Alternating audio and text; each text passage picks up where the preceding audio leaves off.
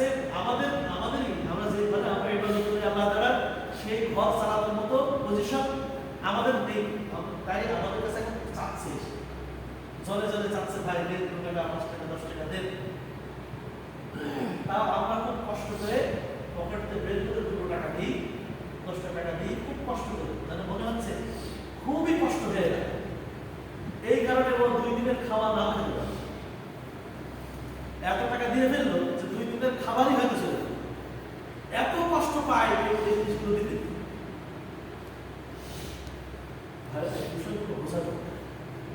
আমাদের ঈমান আমাদেরকে বলে যে এটা আখিরাতের সঞ্চয়, সুতরাং যত বেশি দিতে পারবো আমার সঞ্চয় তত বাড়বে। আমরা যেরকম টাকা গোছাইতে ব্যস্ত, ব্যাংকে জমা দিতে ব্যস্ত, আমাদের ভিতরের যে সমস্ত শিডিউল থাকে তার মধ্যে গোছাইতে ব্যস্ত, সঞ্চয় করবো, আরো ভালো থাকতে পারবো। আখিরাতের সঞ্চয় আমাদের করার জন্য অন্তরে পাঠাই দিতে হবে, দান করে দিতে হবে, আল্লাহ রাস্তায় দান করে দিতে হবে।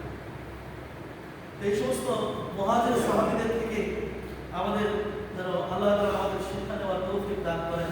তারা সমস্ত কিছু ঈমানের জন্য, আখিরাতের জন্য, রাসূলের জন্য সব কিছু চলে আসছে, সব কিছু চলে আসছে।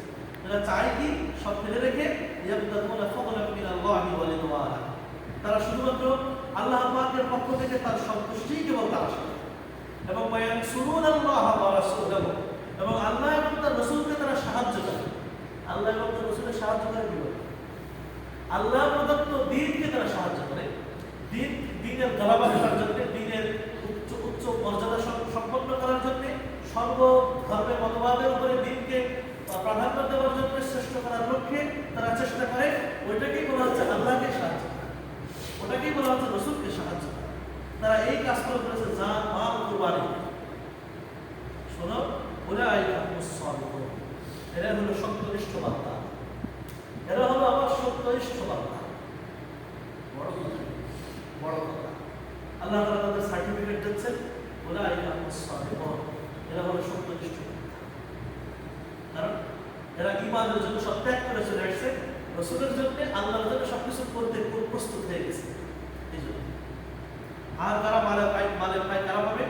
ওয়াল্লাযীনা তাবাওয়াউ ad-দারা ওয়াল ঈমানা মিন ক্বাবলিহিম ইউহিব্বুনা মান হাজারা ইলাইহিম, যারা নাকি ঈমানের সাথে, ওয়াল্লাযীনা তাবাওয়াউ ad-দারা, যারা নাকি এই মদিনার আশপাশে যারা আনসারদেরকে উল্লেখ করে বলতেছেন আল্লাহ তাআলা, যারা নাকি এখানেই বসবাস করে, এই জনপদে যারা বসবাস করে তারাও মাল পাবে।